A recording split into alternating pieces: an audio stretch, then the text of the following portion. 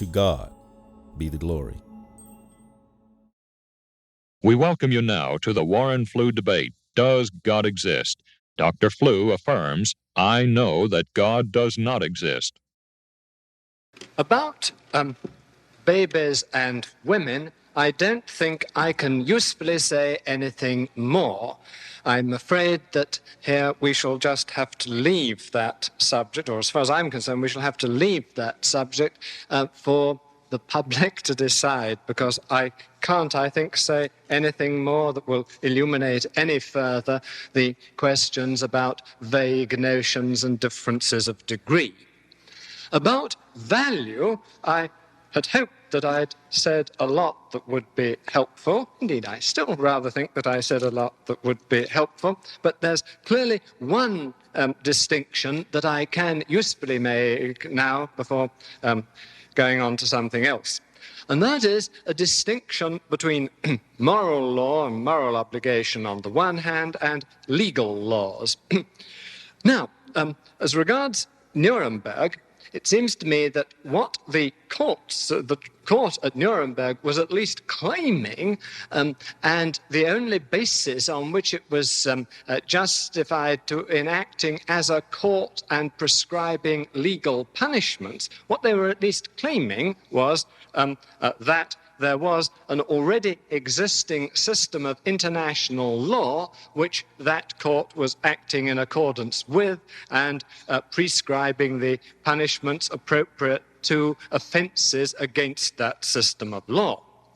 Now, it seems to me entirely possible that the situation might arise there, as it would arise in the case of many other courts, where there's no doubt at all but that someone did commit an offence under a system of the law of a particular state or under international law, but this offence was not in fact a moral one. Equally well, it's entirely possible that some offence may be a moral offence, but it not be against the law in this country or against international law and so on. And it's the relations between these two things, questions of right and wrong, and if you like, the moral law, and systems of positive law that I think have given rise to some confusion here. It's familiar enough that surely to goodness there are many things which we believe ought not to be done, which are not illegal under the laws of either Texas or the United States. And perhaps there are still some sorts of conduct which we believe to be right or even positively mandatory as a matter of morals, which are actually against the laws of Texas or the United States. Well, so much for babies and women and for value. Now, I think I'd better go on trying to be a little systematic. Now, suppose we do start, as I was arguing a little earlier, that we should start from a position of what I call negative atheism, accepting the findings of ordinary observation and everyday experience, and then referring to the ever-accumulating stock of scientific knowledge of the inner workings of things. Now, that's our starting point. The question is, shall we, in addition to our beliefs about the things around us and our knowledge about the things around us, in addition to the things we believe because the scientists tell us, shall we, in addition to this, believe something else about a power additional to, somehow, behind the universe? Someone comes along and tells us, indeed, that behind all this, behind all the familiar and undisputed things, sustaining and controlling it all is a knowing, an all-knowing and all-powerful being. And he tells us, and furthermore, this being uses this earth as a veil of soul-making, so that after death, the winners are awarded an eternity of bliss, the losers an eternity of suffering, and suffering infinitely worse than the worst earthly sufferings. Well, how do we begin to test this suggestion? I've already indicated the first obvious move to make here, but I'll go on about this again. The first thing, surely, to say about this is that there is a flagrant inconsistency between what is said about the goodness of this all-powerful being and what is said about his plans and arrangements for his creatures. There would also seem to me, a rather different matter, an inconsistency between what is said about his goodness and his power and the existence of a great deal wrong by anyone's standards, including those of the religious believer himself, a great deal wrong with this world. And there appears to be a contradiction here, because if you're going to say that everything is the work of, is sustained by an all-powerful being who's all good, if you're going to say, in the words that Miss Mahalia Jackson sings so well, he's got the whole world in his hands, then it's hard indeed to see how this power and this goodness can be compatible with what's going on.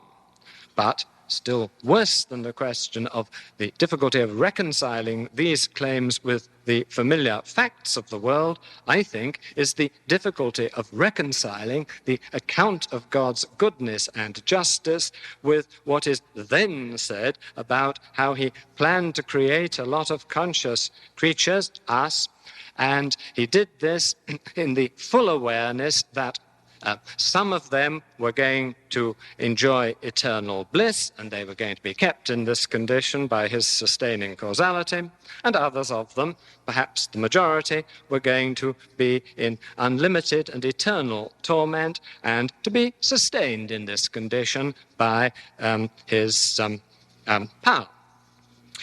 I must confess that this subject of the doctrine of hell is one about which I find it very difficult to maintain my national British calm and reserve.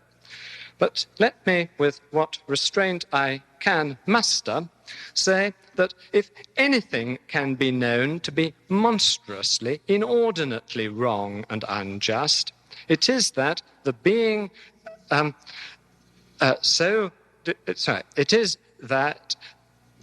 is the conduct which this God is said to pursue. If anything can be known to be just quite monstrously, inordinately, unquestionably unjust and evil, it is the conduct of a being creating conscious creatures, whether human or animal, in the full knowledge and with the intention that these creatures should be maintained by him and by his sustaining power eternally in infinite and unlimited torment. Well, I speak of this with what restraint I can muster, because if anything seems clear to me about good and evil, just and unjust, it's clear to me that this is monstrous. But of course, to say this is not to show that there is not a being with the power attributed to the Christian God who will in fact do these things. It's only to say that the conduct attributed to this God, the arrangements which it's said that he maintains, are totally inconsistent with the flattering descriptions it is proposed to apply to that being. And perhaps it's just worth saying, especially as we've been talking a lot about the desire to find some sort of authority behind good community standards and so on. I think because we've been saying these true and important things about human decencies, I think it's because this is so, we ought just to notice that it really is rather extraordinary to try to recruit such a nightmare monster as the God so described as some sort of guarantor of decent standards of compassion and so on. After all, on anyone's view, all the sufferings that have been described by Dr. Warren as outrageous and so on, and the deliberate production of those sufferings, which he has quite rightly described as absolutely outrageous and monstrous, these are supposed to be as nothing compared with the sufferings of hell going on forever. So it does seem to me really, it's rather incongruous to try to recruit a being that you describe in this way, whose conduct and plans and intentions are described as involving all this, as some sort of guarantor of good moral standards, of notions of justice. So much for the first point, that it seems to me that the moral descriptions applied to the supposed God are quite inconsistent, both with the facts of this world and with the other things that this God is supposed to arrange for and to maintain. Now, let's move on to a second sort of point under this first heading. Stage 1, the introducing and considering the notion of God and the things it's proposed to say. And it's at this point I hope to say something that bears on Dr. Warren's challenge about falsifiability. What I'm going to be saying is that one of the things that's wrong with the whole notion is precisely that it has been made untestable. And the reason why I am unable to state what would decisively establish for me the existence of God, or decisively show it to be false, if these arguments about inconsistency do not show it to be false. The reason why I have difficulty in answering these questions is that the proposed notion of God has been made one that is not subject to test. My difficulty is to see how indeed one could test the notion when it's a sophisticated notion of God. See, let's start this one. In the days of the prophet Elijah and the prophets of Baal, people were prepared to say, I believe in Jehovah, and though they wouldn't have been hypothetical about it, if Jehovah exists, he will act thus and thus. And in particular, that he will produce results which the Baal and the prophets of Baal will not be able to produce. And according to the record, he did, thus decisively falsifying the claims of the worshippers of Baal. But those days seem to have passed. Nowadays, we do not find religious believers, and particularly sophisticated religious believers, attempting to say that, right, if I'm right about God, as of course I maintain that I am, in such and such circumstances, this or that will happen. And then we try to produce those circumstances and discover whether this or that does happen. It is, I fear, nowadays not like this. And here I will quote an Associated Press report which was drawn to my attention, as they say, by Dr. Barnhart. It's dated March 4th, 1960, and comes from Nairobi, Kenya. Quote, the Reverend Dr. Billy Graham was challenged today to a healing contest to see whether Christianity is more powerful than Islam. On his return to Nairobi from Rwanda, Urundi, on his African trip, the evangelist was handed a letter from the chief of the, not sure about the pronunciation of this, Ahmadiyya Muslim mission in East Africa, Maulana Sheikh Mubarak Ahmad. Sorry.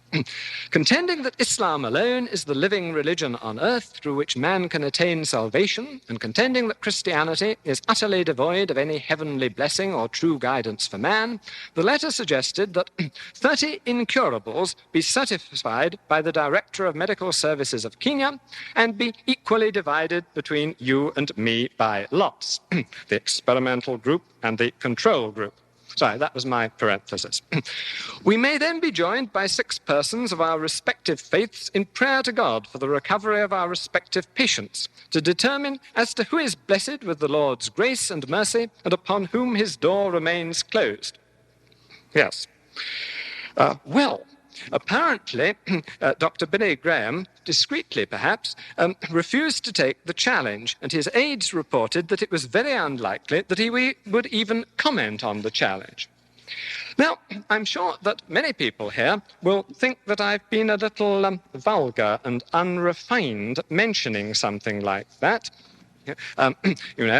We all know that questions about religion are not to be settled in this experimental way, as apparently they were settled in the days of the priests of Baal.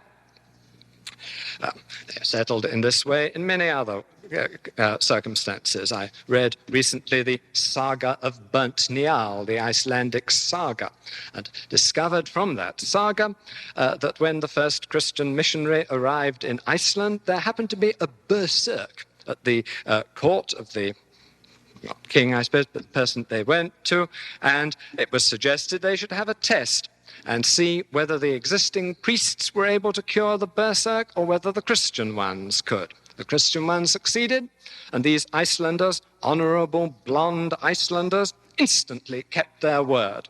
Well, to mention this sort of thing is, I know, felt to be a little vulgar nowadays. Well, vulgar or not, I'm afraid it's important to the issue. Because, if you specify your suggestion about the existence of God, that it's improper and impossible to make any tests that would be regarded as relevant, there's a price to be paid for this, and the price to be paid is that you're no longer saying or implying something clear-cut and definite of the sort that is implied by other hypotheses that might be offered. And it's for that reason that I find such difficulty in answering Dr. Warren's challenge about what would, for me, settle the issue. That difficulty arises directly from the fact that the notion under discussion is one that has been so specified that apparently there isn't any way of settling the issue, or perhaps isn't any way of settling it in this life. So, under the in the first of the 2 phases of a systematic rational apologetic, I've made 2 points of very different sorts. The first of these points is a point about apparent inconsistency. The second of these points is the point that whatever may have been true in the days of Elijah the prophet, what was then perhaps a testable hypothesis has become, at least for most people, an untestable one. It is, in that way, it seems to me, degenerate. What's happened to this is what has happened to the belief in fairies. At one stage, I imagine, people believed in fairies and believed that in certain conditions they could be observed, midsummer morning, or that if you put milk out for them, the milk would disappear and it wouldn't have been taken by the cat and things of that sort. But those who want to maintain the belief, and of course few people in this case do want to maintain the belief because there's no reason whatever to believe in that, those who want to maintain the belief now say, of course, they can never be observed by anyone who isn't sympathetic, They don't like to be observed by non-believers and all that. And so what one ends up with is that all one has is some people who say they've seen these things, and there's absolutely no reason to distinguish what they're saying and claiming, no possibility of distinguishing distinguishing what they're claiming from the claim we have imagined these things. Though I've just had the 1 minute notice put up, I think that even this time I will stop short there and not use the last 59 seconds.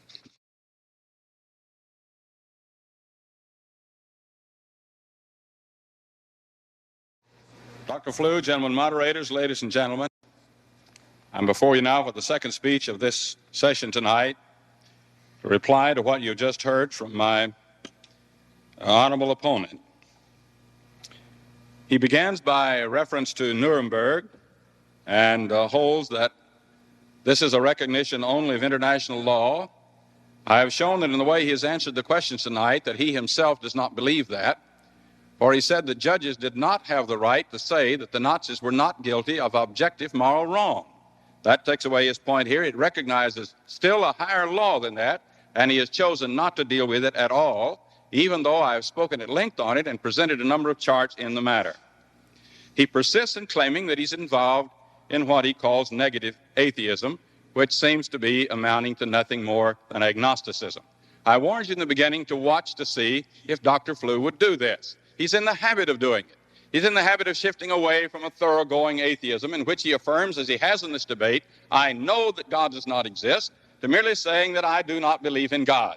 But Dr. Flew, we have no intentions of letting you make that kind of shift. It is your responsibility to offer an argument, the conclusion of which is, I know that God does not exist. That argument must be sound. It must have true premises. And to this good moment, that argument has not been made. He has, it is true, tantalized us with some suggestions of some sort of inconsistency in regard to the concept of God and perhaps some empirical facts in this world. He has further tantalized us with the second point, that it isn't testable, that the question of the existence of God is not testable. Isn't it strange that he has a sort of an immune position? When I asked him the first two questions tonight regarding what would have to have occurred or to occur in order to prove that your proposition is false, there is absolutely no relevance whatever. You see, his proposition, his position is immune. When we ask him, what is the status of your falsifiability principle? What would have to happen or to occur to falsify the principle upon which you build your whole case? He's as silent as the stars. There's absolutely nothing he can say about it. You see, he's invented something that applies only to theism. Now, all that he has said in this discussion so far, in this last speech, was the matter of the problem of evil and the fact, or the alleged fact, of the principle of falsification. Now I want then to deal with the problem of evil, and Dr. Flew, I still want to insist that I'm not going to make your argument for you. I am going to deal with the problem of evil to a certain point, but I'm not going to say, here's the first premise, here's the second premise, and therefore this follows. That is your responsibility. You have one more speech and a minute and a half rejoinder in which to do it, and if you do not do it, you will have let 8 speeches go by without giving one single argument comprised of premises and a conclusion.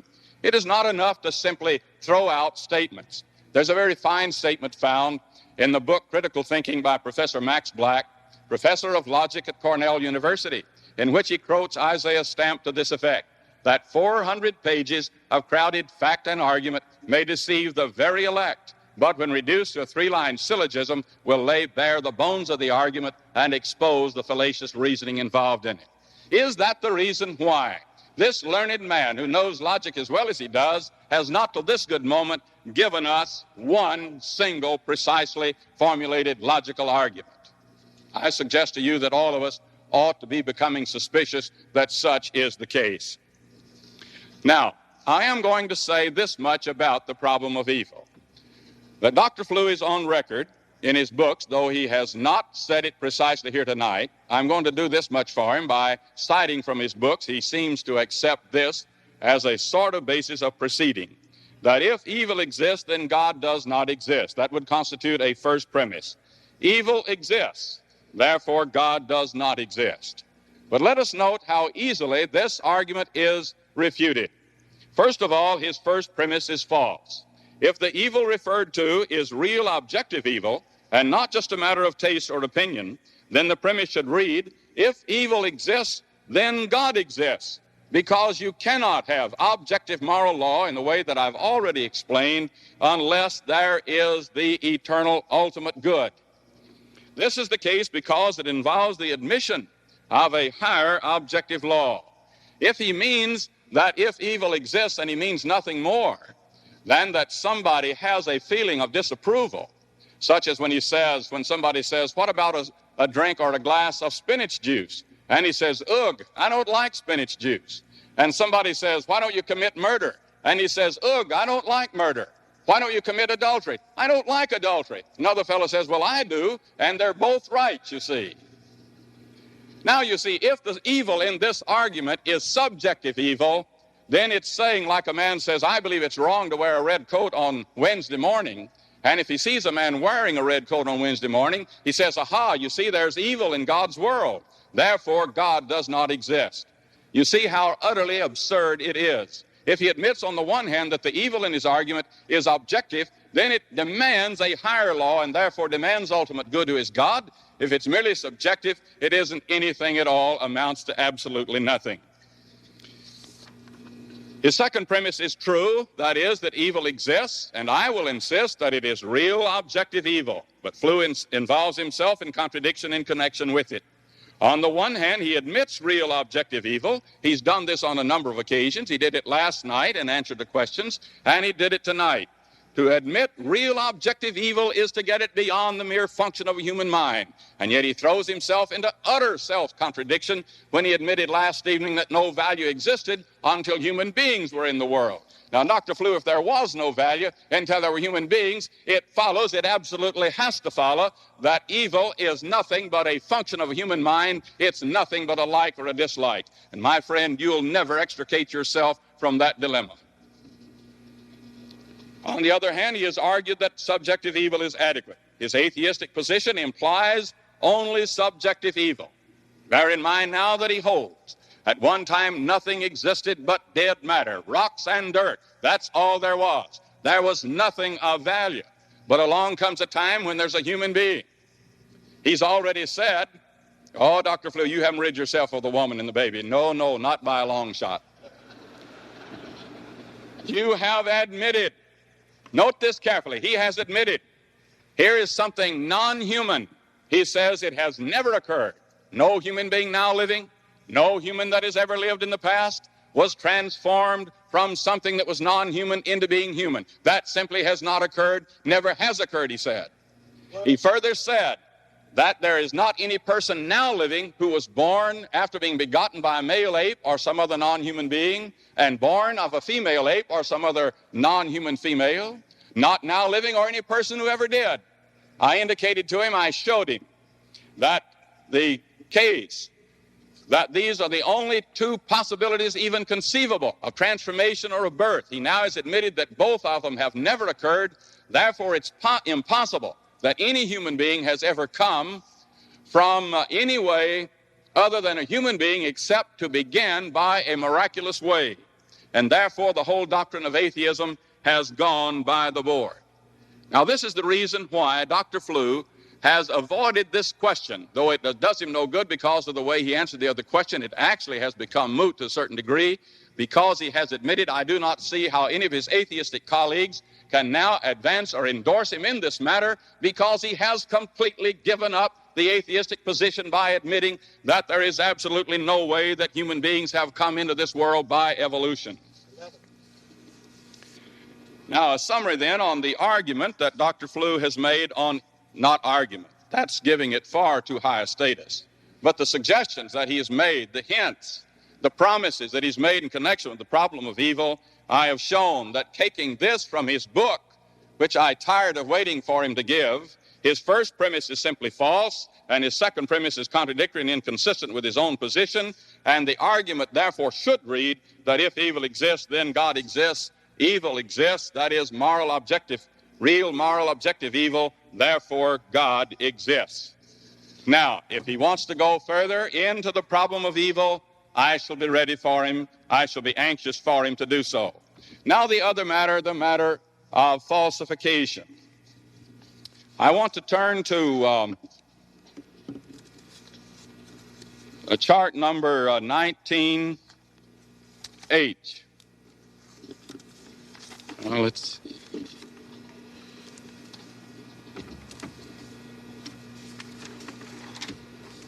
Now, you can see this on the board. I'd like you to read it with me, and Dr. Flew can read along with me. In this debate, my proposition is, I know that God does not exist. Now, that's not under discussion tonight, but it will be tomorrow night, and I've asked him a question about it. And his proposition is, I know that God does not exist. Now, I ask him this question tonight: what would convince you, what would have to occur or to have occurred to convince you that your proposition is false? Now, for a man who makes as much of the falsification principle as Dr. Flew and then to claim the sort of immunity which he has complained is simply monstrous, to use a word that seems to be familiar with us tonight. Now, would it convince you, Dr. Flew, that your proposition is false if the following occurred? Now, listen carefully. If you were to hear a great voice from the sky, that voice identifies itself, I am God, creator of the world. That voice tells you that at a certain spot north of Denton, Texas, where presently there are no buildings at all, at exactly 10 3/4 seconds past 2:19 in the afternoon on September the 24th, 1976, the first of a number of huge buildings built of concrete, steel, bricks, and so forth would suddenly appear, complete in every detail, adequate to be an office building, including appropriate furniture in every room, elevators, restrooms, restaurants, and so forth, on that very spot. And that for the next 24 hours exactly, at exact 5-minute intervals, another huge building would suddenly appear very near the first building. And that this would continue, the voice tells you, until 289 buildings, each one of which would reach at least 1 mile into the air, appear all of a sudden in the same sudden fashion. The voice goes on to tell you, Dr. Flew, that you are to go to that spot indicated shortly before the time indicated and that you're to take 288 people with you. The voice tells you that exactly 10 minutes after the 289th building appears, you and the other 288 people whom you're to take with you to the spot indicated will suddenly sprout red and purple wings of such size, power, and design as will enable each one of you to easily fly to the top of each one of the 289 buildings. You go to the indicated spot at 2 o'clock in the afternoon on the designated day, September the 24th, 1976, and wait along with the other 288 people. Then at exactly 10 3/4 seconds past 2:19 in the afternoon on September the 24th, 1976, the first building, complete in all details that had been indicated by the voice, suddenly appears. And then for the next 24 hours at exactly 5-minute intervals, another building which reaches at least 1 mile into the air appears, complete in all details as indicated by the voice.